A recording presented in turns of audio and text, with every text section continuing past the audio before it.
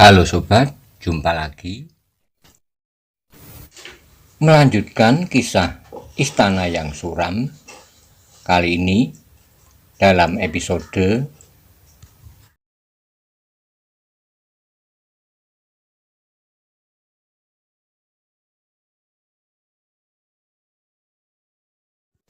monggo kula aturi subscribe, like, komen, saha share. Matur nuwun.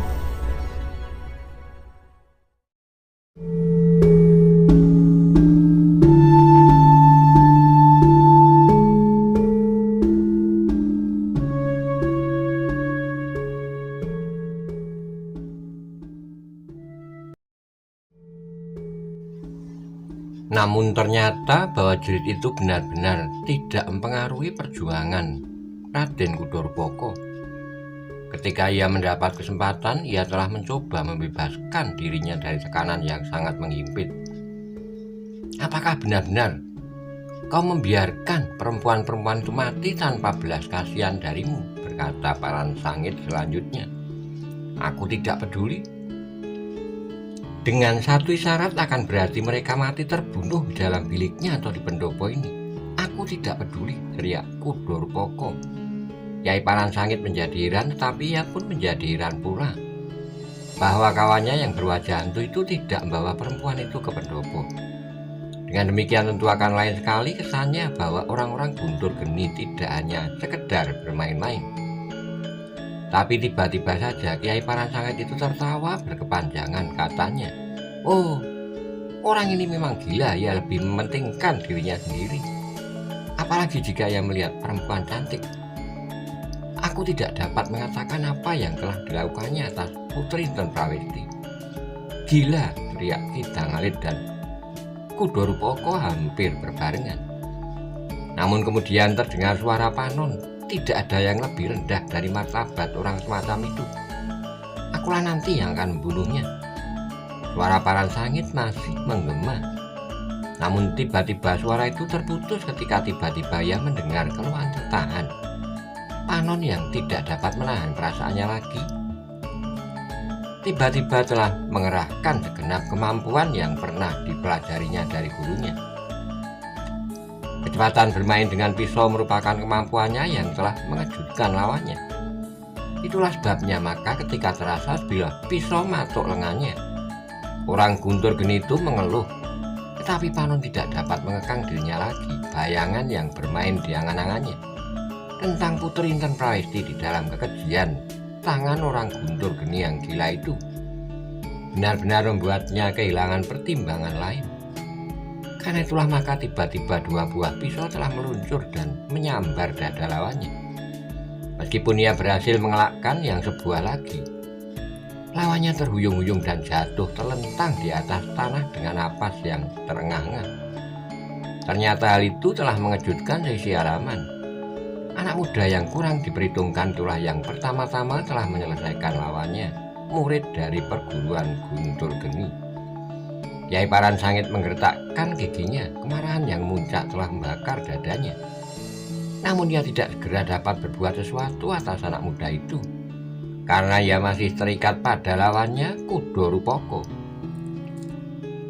Kudorpoko lah yang kemudian harus mengalami tekanan kemarahan Kyai Paransangit. Dengan susah payah ia mencoba untuk menyelamatkan dirinya dari serangan yang membadai.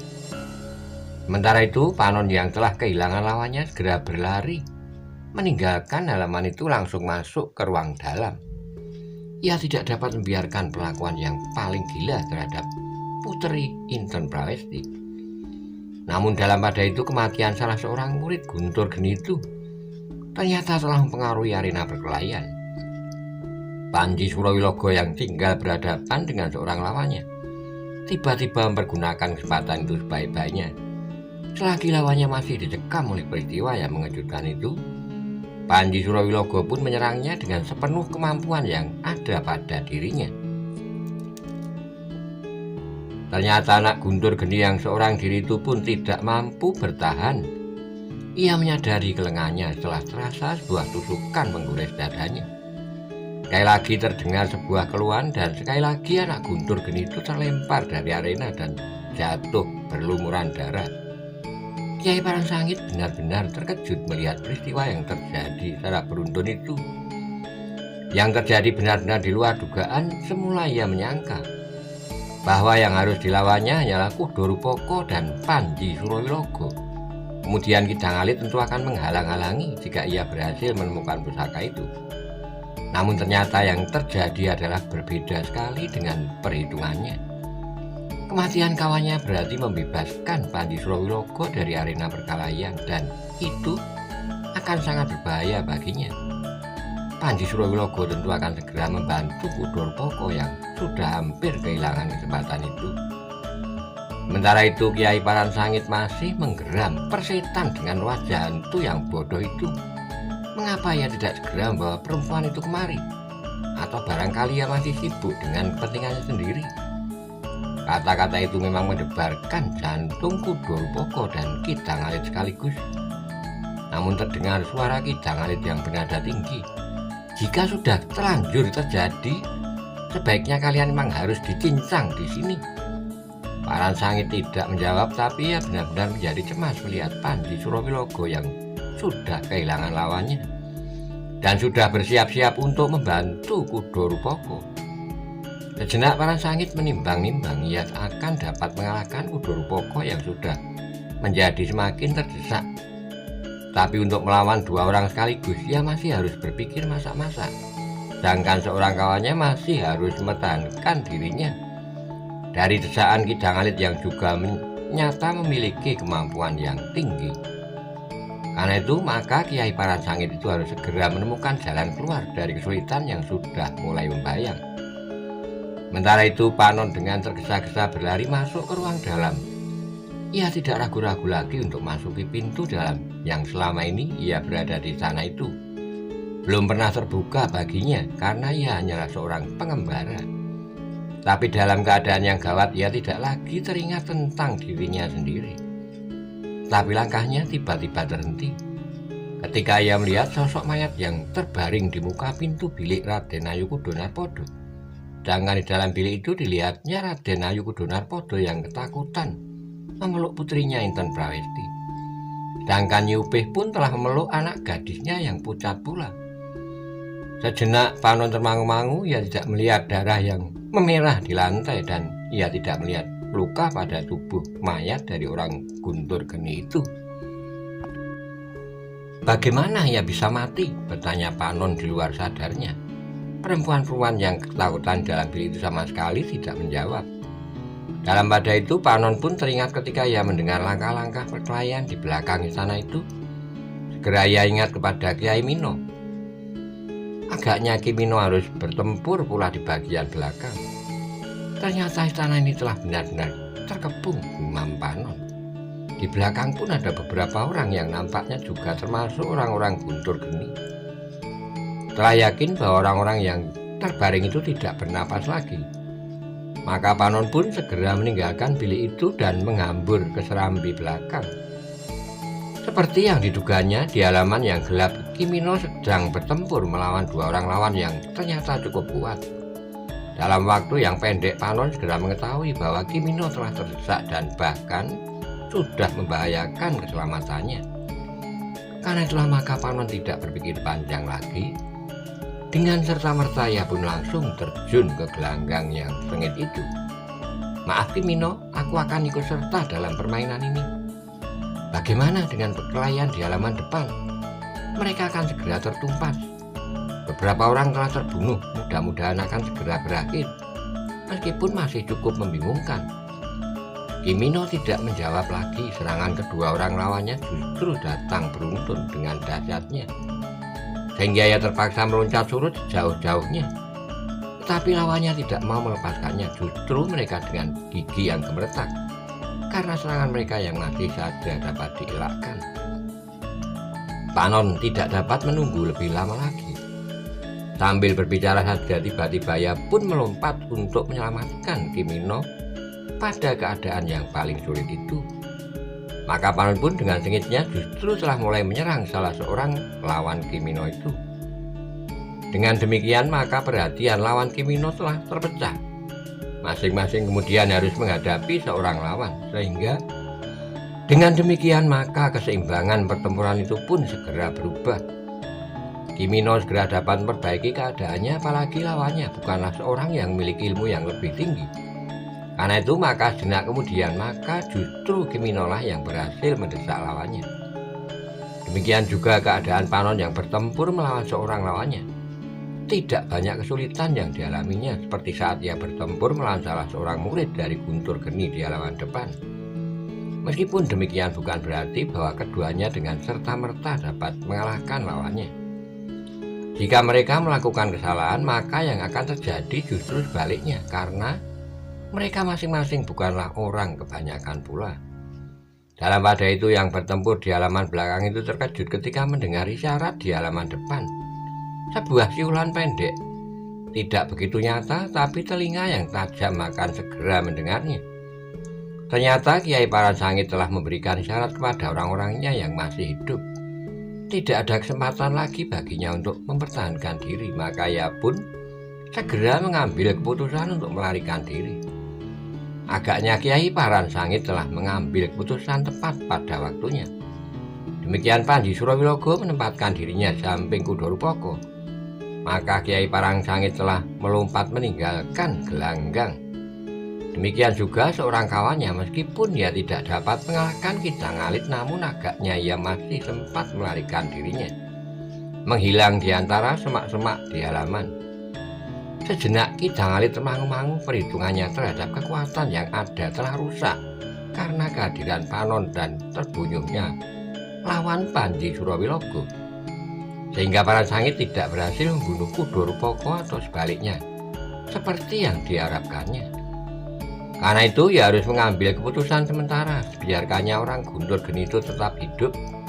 Mungkin masih dapat terjadi benturan-benturan yang akan berlangsung antara Kudorupoko dan orang-orang Guntur Geni.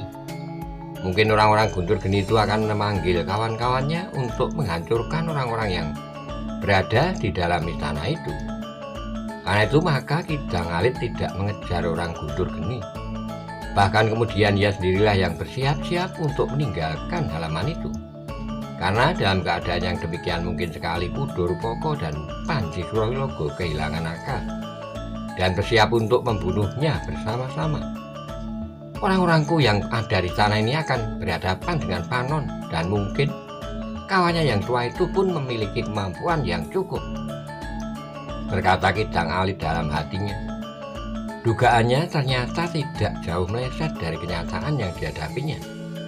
Tiba-tiba saja Kudorupoko yang kehilangan lawannya itu menggeram. Paman Panji, agaknya saatnya sudah tiba untuk membunuh orang ini pula. Kidang Alit mengerutkan keningnya, dilihatnya Panji Surawilogo mempersiapkan dirinya pula. Tapi ternyata Kidang Alit masih sempat tertawa, katanya. Memang suatu cara yang baik untuk mengurangi lawan. Karena itulah aku membiarkan orang Guntur Geni itu untuk melarikan diri. Dengan demikian maka aku berharap bahwa kalian masih merasa memerlukan aku untuk menghadapi bukan saja orang-orang Guntur Geni, tapi orang-orang yang ada di halaman istana ini. Raden Kudorupoko, apakah kau tidak mengetahui betapa anak muda yang menyebut dirinya pengembara itu memiliki ilmu yang luar biasa? Ia adalah orang yang pertama yang berhasil membunuh lawannya. Apakah kau tidak mempertimbangkan suatu kemungkinan lain akan terjadi atas kalian berdua? Kudorupoko mengerutkan keningnya, namun yang terdengar adalah suara gemeretak giginya. Aku tidak peduli dengan kedua orang itu. Mereka akan mati sebelum fajar menyingsing. Suara ketawa Kidang Alit justru meninggi, katanya. Kalian memang terlampau sombong, tetapi kalian tidak akan berhasil jika kalian tetap dalam kebodohan itu. Kidang Alit berhenti jenak lalu. Mengapa aku tidak membunuh kalian lebih dahulu? Aku mempunyai pertimbangan tersendiri. Di saat terakhir maka yang harus hidup adalah orang-orang yang paling lemah. Dan yang paling lemah di antara kita semuanya adalah kalian berdua. Juga sudah aku perhitungkan kedua orang pengembara itu. Gila. Baru kemudian aku, kau dengar. Aku adalah sebuah kekuatan yang termasuk lemah di sini. Sehingga aku memerlukan cara tersendiri untuk menangkan perjuangan merebut pusaka-pusaka itu. Bukankah dengan caraku sekarang ini aku akan dapat menampilkan diri dalam perjuangan terakhir. Sayang pengembara itu sudah merusak perhitunganku. Jika tidak, maka kalian berdua tidak akan dapat melihat matahari besok pagi. Sekali lagi ia Mardeni sambil menarik napas. Itulah sebabnya aku mengharap bahwa kita akan dapat hidup sampai perjuangan terakhir. Kita akan dapat berhadapan dalam keadaan yang lapang, sehingga kita akan mengadu ilmu sampai tuntas. Tapi jika kau cemaskan nasibmu dengan cara itu, maka baiklah apa yang akan kau lakukan sekarang ini. Apa kita harus bertempur selagi pengembara-pengembara itu masih saja berkeliaran di sini? Aku tidak tahu siapakah yang akan dibantunya, namun seandainya mereka membantumu, aku pun sama sekali tidak cemas. Karena aku mempunyai kawan yang cukup, aku percaya untuk mengikat kedua pengembara itu dalam arena perkelahian. Raden Kudorupoko menggeram. Panon menyulitkan, apalagi setelah anak muda itu memiliki ilmu yang tinggi, sehingga masih harus dipertimbangkan semasak-masaknya apa yang akan dilakukan. Apakah membunuh Kidang Alit sekarang ini bagiku atau justru bagi pengembara itu? Bertanya Kudorupoko kepada diri sendiri. Dalam keraguan-raguan itulah maka Raden Kudorupoko dan Panji Surawilogo mendengar isyarat yang terlontar dari mulut Kidang Alit. Sejenak keduanya ragu-ragu, mereka tidak akan tahu arti dari isyarat itu. Apa yang akan kau lakukan? Bertanya Kudorupoko. Kidang Alit tertawa. Aku merintahkan orang-orangku untuk menyingkir saja dari halaman ini. Nah, jelas suara yang mirip dengan auman serigala itu merupakan pertanda aman bagi lawan-lawannya. Tapi jika aku menggonggong, maka ini adalah pertanda kematian bagi orang-orang yang menentang kemauanku. Mengapa kau tidak menggonggong sekarang? Geram Surawilogo. Perhitunganku belum masak. Kedua pengembara itu sudah merusak semua rencanaku. Aku berharap bahwa setelah orang-orang Guntur Geni, maka kesempatan untuk memperbandingkan ilmu dengan bangsawan dari Demak ini akan dapat aku lakukan. Tetapi ternyata niat itu terganggu oleh anak gila itu, persetan. Aku akan pergi sekarang. Tapi Panji Surawilogo melangkah maju sambil berkata, mengapa bukan kau lebih dahulu yang kami bunuh sebelum sisa orang-orang dari Guntur Geni dan kedua pengembara itu? Aku tidak keberatan jika kau memang menantang. Aku dapat memanggil orang-orangku kembali dan di sini akan ada arena segitiga yang menarik. Tapi pertempuran yang demikian tidak meyakinkan. Karena itu baiklah kita bersetuju untuk bertempur pada kesempatan lain, tanpa ada pihak ketiga yang mengganggu. Aku akan mengambil seorang kawanku yang terpercaya sehingga kita masing-masing akan melakukan perang tanding dengan jujur dan jantan. Tidak ada yang percaya pada mulutmu, kau licik sekali dan terlebih-lebih lagi tidak mempunyai harga diri sama sekali. Kidang Alit tertawa, katanya, sebenarnya aku adalah seorang yang menjunjung tinggi harga diri. Tetapi dalam hal ini, apakah arti harga diriku dibanding dengan nilai pusaka yang sedang kita cari sekarang ini? Persetan, jika kau sekarang masih memohon agar hidupmu diperpanjang, pergilah. Mungkin aku segera berubah keputusanku dari membunuhmu sekarang juga. Dan Kidang Alit justru menyambung, selanjutnya pengemis itu akan membunuhmu setelah sekarang ia menemukan pusaka yang sedang kita perebutkan. Tiba-tiba saja Raden Kudorupoko menggeram. Ternyata keadaan di tanah kecil ini memang menjadi semakin membingungkan. Raden, tiba-tiba saja terdengar suara Kidang Alit. Bagaimana jika kita bersepakat saja untuk membunuh pengembara itu? Kau berdua belum tentu dapat melakukannya. Baliknya aku dan kawan-kawanku pun belum tentu akan berhasil. Tapi jika kita bersama-sama, maka aku kira kita akan dapat melakukannya baru setelah pengembara itu mati. Kita akan bertempur sepuas-puasnya dan tanpa ada yang mengganggu. Orang-orang Guntur Geni tentu tidak akan kembali dengan segera, karena ia telah kehilangan 2 orang di sini, mungkin 3 orang. Kita belum mengetahui apa yang terjadi dengan seorang kawannya yang memasuki bilik istana putri. Tapi bahwa ia tidak keluar lagi setelah Panon masuk, mungkin nyawanya telah disitanya pula. Gila, geram Kudorupoko. Kau kira aku akan melakukan tugas ini dengan membabi buta? Bukan membabi buta, tapi itu adalah perhitungan yang cermat. Kita mengambil keuntungan dari peristiwa yang dapat terjadi.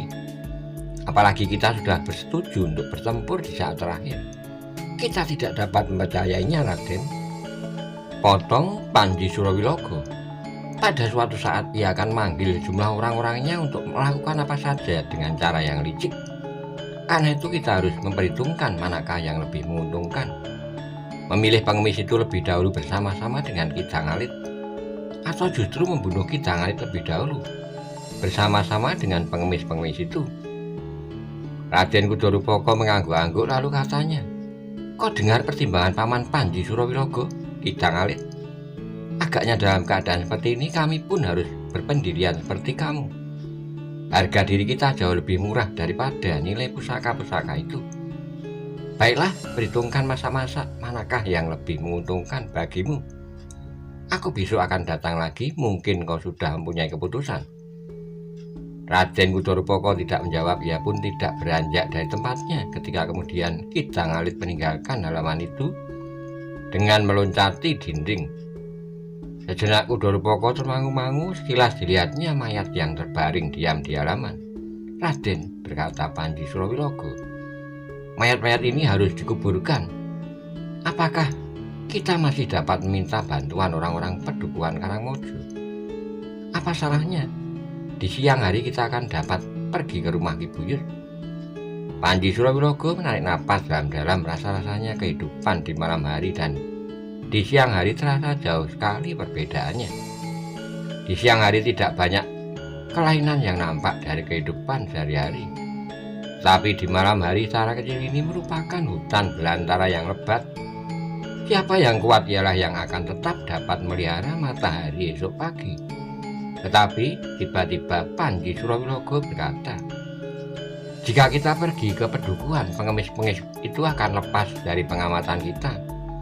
Mungkin mereka akan melakukan apa saja untuk mendapatkan pusaka-pusaka itu."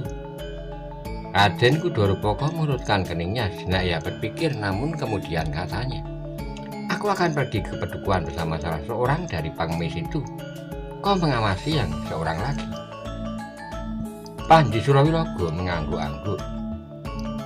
"Sekarang biarlah kita singkirkan mayat-mayat ini dahulu. Tapi apakah Raden tidak melihat apa yang telah terjadi dengan putri?" Raden Kudorupoko bagian terbangun dari sebuah mimpi yang buram. Tiba-tiba saja ia berkata, "Marilah, aku hampir saja melupakannya." Dengan tergesa-gesa Kudorupoko diikuti Panji Surawilogo naik ke pendopo dan masuk ke dalam ruang. Ketika ia sampai di pintu bibinya, dilihatnya Panon dan Kimino sudah berada di luar bilik pintu itu pula. Sejenak langkahnya terhenti, rasa-rasanya telah merentang jarak yang membatasi hubungan antara dirinya dengan kedua pengembara itu. Namun Kudorupoko melihat kedua orang itu melangkah surut seolah-olah memberikan tempat padanya untuk menyelesaikan masalah yang baru saja terjadi. Kudorupoko menjadi berdebar-debar ketika ia melihat sesosok mayat terbujur di muka pintu bilik itu. Mayat dari seorang, wajahnya yang nampak mengerikan, apalagi pada saat-saat matinya. Siapakah yang telah membunuhnya?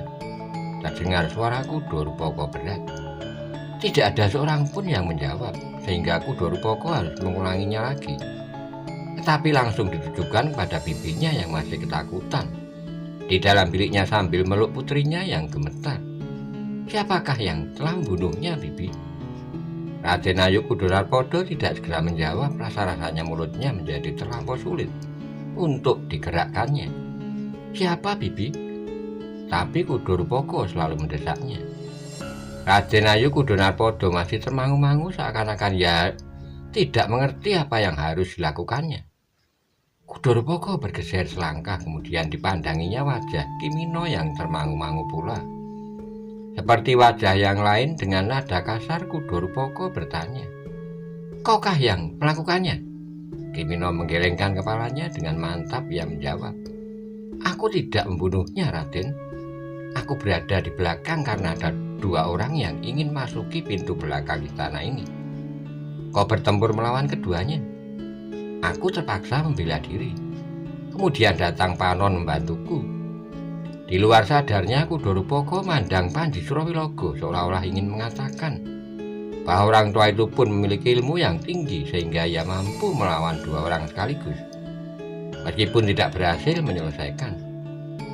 Jika Panon tidak datang bantunya, kedua orang itu tentu orang-orang yang mendapat isyarat dari Kidang Alit. Namun dengan demikian, siapakah sebenarnya yang telah membunuh orang ini? Tatapan mata Kudorpoko pun kemudian tertuju pada Panon, sehingga di luar sadarnya Panon pun menggeleng sambil berkata, "Ketika aku sampai di sini, orang ini telah mati."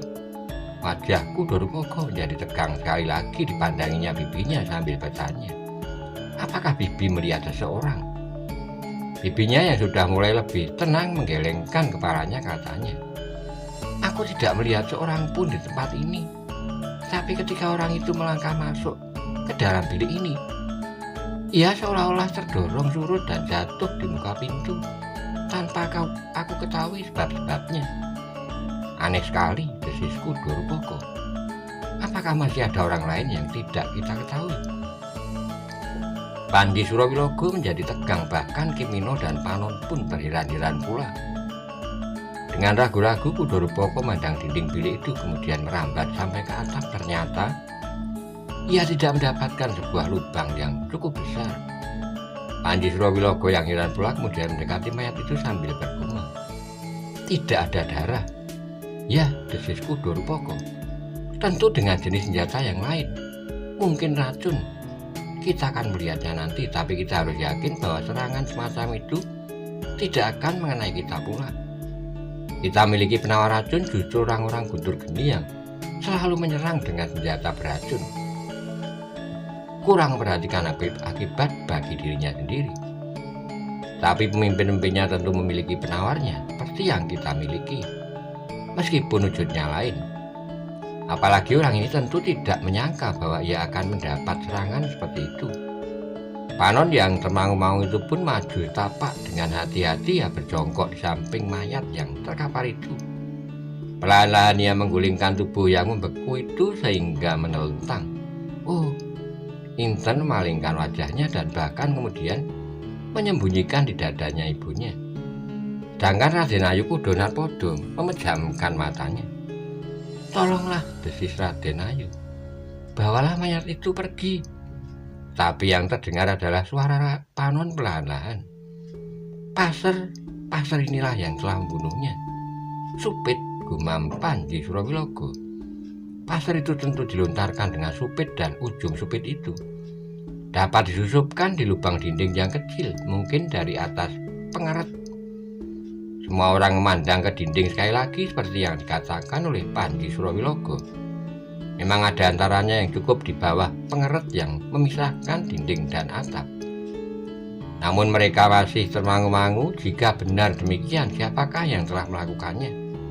Apakah orang-orang Guntur Geni sendiri atau pihak lain yang belum mereka ketahui? Dalam pertimbangan itu terdengar suara Raden Kudorpoko. "Masih ada seorang yang tidak hadir di sini." Semua orang mandang kepadanya dan Kudorpoko meneruskan, "Di manakah Sangkan?" Tidak ada yang menjawab. "Carilah Sangkan di biliknya," berkata Kudorpoko kepada Panji Surawilogo. Panji Surawilogo pun kemudian dengan tergesa-gesa pergi ke bilik Sangkan.